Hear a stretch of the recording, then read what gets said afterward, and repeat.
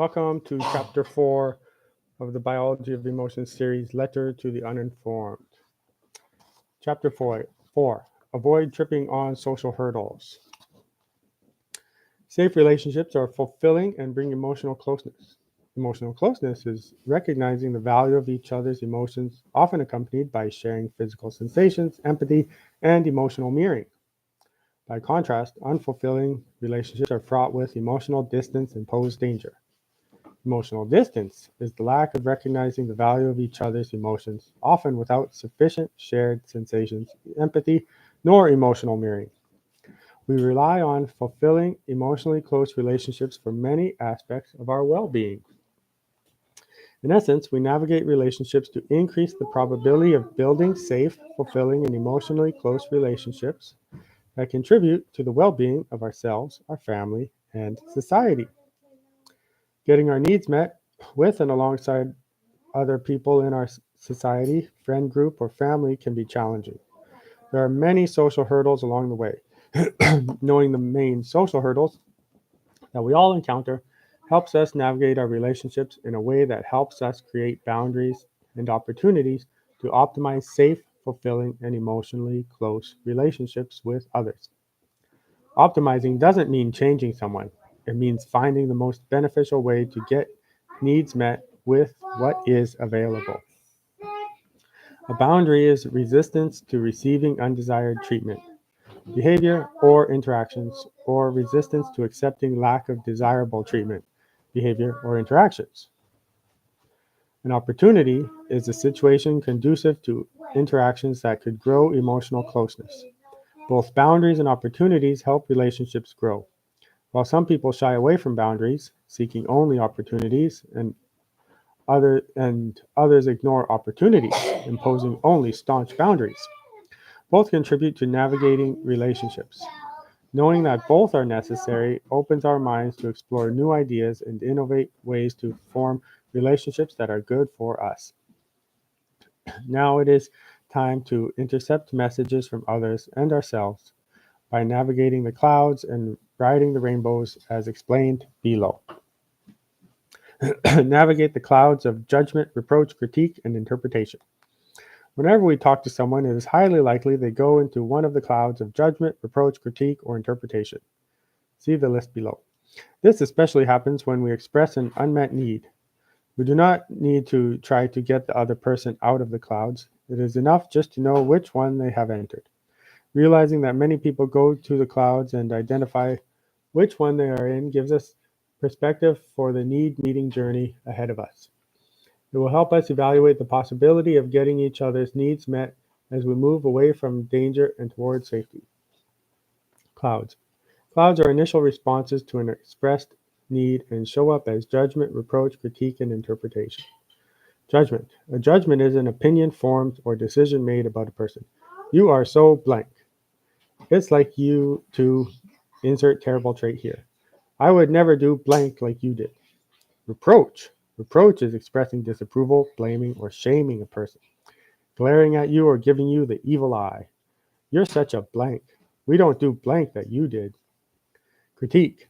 Critique is pointing out something wrong or corrections to be made. No, you can't say or think or do that. That's an assumption. You don't look, sound, smell, act like someone else. Interpretation. Interpretation is attaching meaning to words or actions and then possibly taking action on this meaning. Well, you said blank, so I blank. You're a blank, so I blank. You said acted or looked blank, so I took action to blank without clarifying anything. Clouds. When we express a need, people often enter one of these clouds. This can be disappointing, but knowing that they exist helps us not get caught off guard. Plus, it empowers us to navigate without getting stuck battling against a person's cloud. Ride the rainbows of curiosity, clarifying questions, and I statements. Hopefully, there will be times when our loved ones and friends come out of the clouds into the rainbows of curiosity, clarifying questions, and I statements.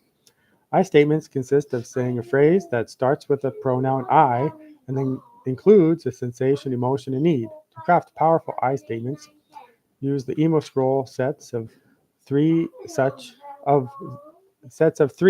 as I feel excited with joy and need your attention. You can see how it follows the pattern of I feel a physical bodily sensation with an emotion of and need, and insert your specific need. You can also use the lists of sensations, emotions, and needs from appendices 1 to 3 at the back of this book. Rainbows. Rainbows are initial responses to an expressed need and are expressed as curiosity, interest questions, and I statements. Curiosity. Curiosity is the desire to know and learn, inquisitiveness, interest in details. I am super curious about what you said about blank. Can you tell me more? Clarity. Clarity is understanding a situation and refining that understanding as new details become known. Assessing the possible intention of, purpose of, and reason behind words or actions. Could you clarify? What is your plan for blank? Can you tell me more about what you mean by that? To clarify, I hear you saying blank. Is that correct? I statements. I statements are saying a phrase that starts with the pronoun I and then includes a sensation, emotion, and need. I feel excited with joy when we spend time together. I feel nervous with fear when you ignore me. Rainbows. Rainbows give a refreshing tone to relationships. They help build understanding and emotional connection. One downside is that if we are not selective with people we invest our interest in, we can be taken advantage of. Before we move on, it is important to know that people never completely exit the clouds, you and I included. There are more detailed reasons for this, in that the clouds actually provide some protective advantage so that we don't take too many risks, get tricked by scammers, or harmed by bullies. Even though clouds can be protection mechanisms to help us avoid danger, they limit understanding and emotional closeness. So with your close relationships, it feels comforting and refreshing when your loved ones journey into the rainbows with you. The next set of social hurdles we will encounter are the emotional immaturity-maturity pairs. People often don't want to accept that they have, or someone they love has an immaturity, but acknowledging both immaturities and maturities can feel very liberating. Acknowledge emotional immaturity-maturity pairs. While interacting with children, it is critical to give them age-appropriate responsibilities. You cannot ask a 6-year-old to parent you. They aren't mature enough. Maturity is an advanced stage of development and ability to process inputs. The same is true of someone's emotional maturity level. You cannot ask an adult with the emotional maturity of a 2-year-old to share. You cannot ask someone with the emotional maturity of a teenager to engage you with all the emotions of setting up a home of your own. We may want these people to be mature, but it is much more useful to evaluate their maturity level for specific situations than it is to push for them to magically mature. Emotional maturities are patterns of thought and behavior that help you process sensations, emotions, and needs in yourself and others, whereas emotional immaturities are patterns of thought and behavior that block you from processing these. We often wish for people to be emotionally mature in the way we need them to be. When they are not, we may feel extremely frustrated.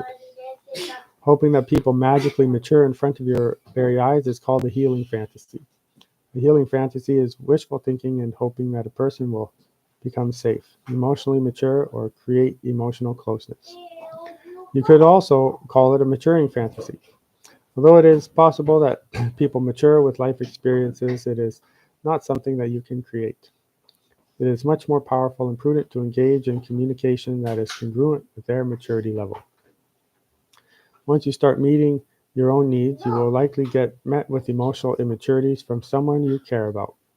Also, if you undertake meeting the needs of others, you may also get met with emotional immaturities. On the contrary, you will be able to learn lessons of wisdom from people who reveal emotional maturity. You might even find someone more mature than you in some aspect of life. People like this are gems and quite fun to learn from. Below is a list of some common emotional immaturity maturity pairs. Recognition of emotions.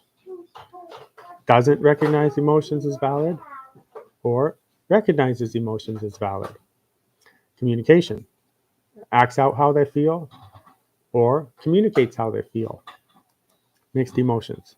Unable to feel two emotions at once to process dilemmas and emotionally complex situations, or able to feel two emotions at once and place them in context of the situation. Emotional work. Doesn't try to understand the emotions of others, tries to understand the emotions of others. Giving and receiving. Doesn't receive input, niceties, or ideas well, or appreciates others' input, niceties, or ideas well. Amends. Resists repairing relationships or makes repair attempts. Emotional mirroring. Emotional mirroring is acknowledging the emotions of others with facial expressions and voice tone. Demands emotional mirroring from others but gives little. Gives emotional mirroring to others and receives it. Self-esteem. Self-esteem is feeling content with yourself and your actions.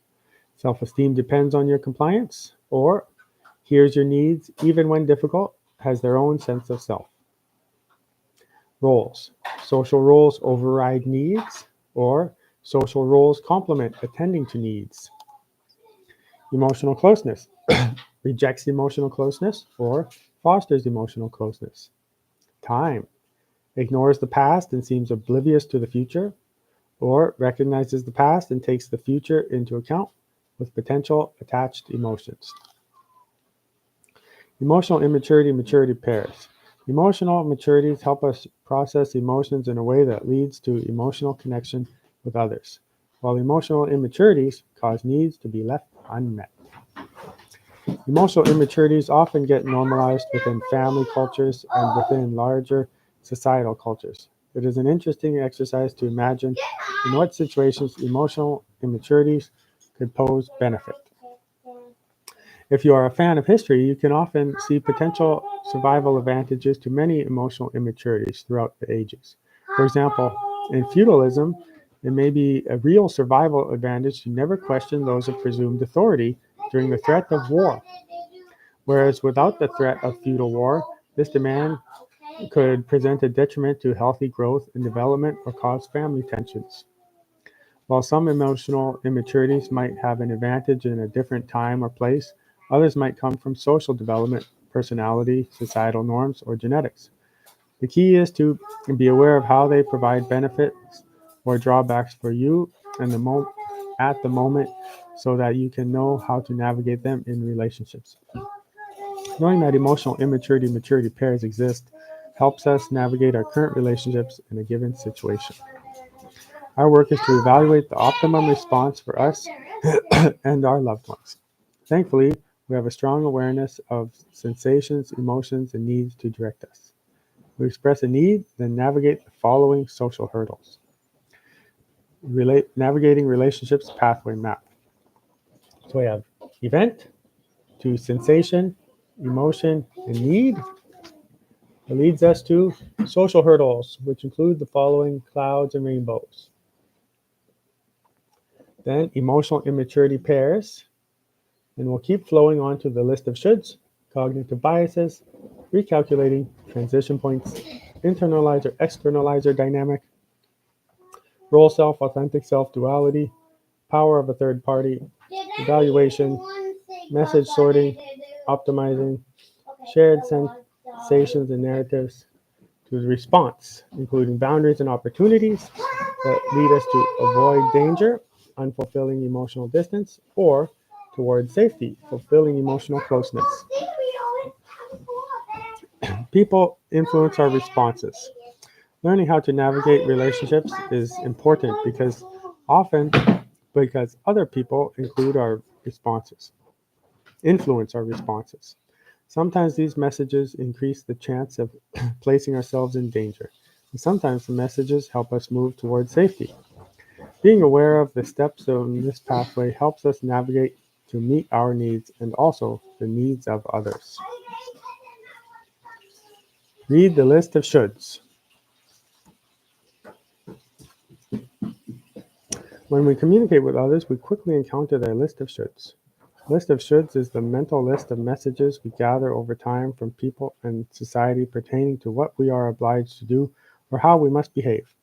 We all walk around with a long list of shoulds that we picked up over the years. This list of shoulds is like a huge spreadsheet in our brain. We assess it for each situation and keep adding to it as we encounter new experiences. We constantly sort the spreadsheet and query it with questions such as, should I do this or that? Then our brain consults this huge list of messages we have assembled over the years to help decide on a course of action. Unfortunately, this list might contain options that are not ideal for our situation. Others may be damaging. This list of shoulds is a necessary tool for us to have. It saves us time when assessing situations, but it is strongest when combined with sets of sensations, emotions, and needs. For example, following a should from your list without assessing how it affects your sensations, emotions, and needs places you in a weak position. It leaves room for you or your loved one to get hurt. It is stronger to assess if the should came from a reliable source and is pertinent to your situation. Many people should on others based on their emotional immaturities. Other times, the shoulds are wise advice from life experiences. So it is useful to assess where the shoulds on your list came from, how or if they meet your needs, and how you feel about them. Sometimes people don't know how they feel. They are numb. A great way to break through ignorance of your own body is to do the mirror experiment. This is one of my favorite experiments. I'm sure other people have co-discovered it while gazing into a reflection of a pool of water, volcanic glass, or a mirror. Simply stand in front of the mirror and watch your instant natural facial expression as you say, I should blank. Mirror experiment. Stand in front of a mirror. Say, I should blank. Look at your instant facial expression. Repeat with multiple phrases. Try to get a range of different facial expressions. Just contemplate and ponder the experiment. Don't use it to make any decisions. Do not use this experiment to decide on any actions. Simply use it to label the sensation and emotion connected to the shoulds you have gathered over the years. For big decisions, always seek counsel from a trusted mentor or call your local helpline. Ideally, we can identify the shoulds we have added to our list over the years. Here's a list of common shoulds you may have heard or used. Actions and feelings. You should feel blank. You should do blank. You should be blank. You should get blank. You should earn blank. You should help blank. You should try blank. We should. We should have a family like blank. We should not blank. We should have a relationship like blank. Senses. You should talk like blank. You should look like blank. You should smell like blank. You should listen to blank. You should like the taste of blank. Shoulds. We assemble a long list of shoulds as we journey through life. Many of these protect us or give us opportunities. Awareness of what shoulds we have on our list, who they came from, and how they help or hinder us is very empowering. Learn about cognitive biases. A wonderful decision-making strategy we have are cognitive biases. A cognitive bias is a disposition or learning toward a choice, often with limited information about the decision. These are basically shortcuts for safe decision making. We have them to help keep us alive. Therefore, it is important to know what they are so that we can apply them to pertinent situations. Knowing them also helps us avoid scams from con artists. The reason cognitive biases exist is to save us valuable calculation time and help us make a safe decision, even if we don't have all the information. A successful calculation requires information and calculation time. But when your life is on the line, you do not have all the information or time to calculate the best choice of action. So it is with great gratitude that I present to you the cognitive biases. They are a list of precise preset choices that our brain leans towards during decision making. When the stakes are low, we may or may not follow a cognitive bias. But when the stakes are high, it becomes more likely that we will follow a cognitive bias. Therefore, we need to know what they are. Knowing the cognitive biases helps us understand why we take certain actions. Once you learn the biases, you will start to see them all over the place. Marketers use them to sell products and services. Teachers use them to motivate children, and children use them to convince their friends. They are truly widespread because they are hardwired into us. Cognitive biases. Anchoring bias. First impressions anchor our opinion. In-group bias. Favor people already in your group. Sunk cost bias.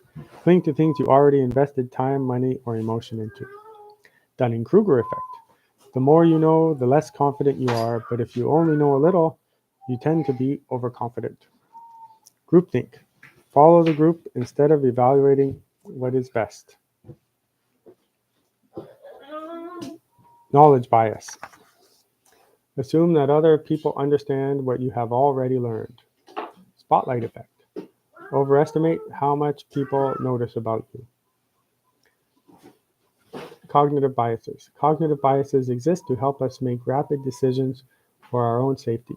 Imagine if everyone was running away from something. You would feel compelled to run with them. If you stayed to see what the danger was, it might be too late for you. Therefore, we are hardwired with cognitive biases to allow for quick decision making. It is very useful to learn them and see how they compel people to make decisions in school, with friends, for marketing, and more. The list above includes common biases that you would likely encounter, but there are many cognitive biases that one could research at length. How to use this information. When you have a discussion that may affect your relationship, for better or for worse, try to locate where that person is at on the pathway map of social hurdles. Also, try to locate what social hurdle you yourself are at. Knowing where each one of you are at is essential for smooth navigation of your relationships. You can find the complete map at the back of this book in Appendix 5, Pathway Map. See you next time for Chapter 5, Assess Each Situation.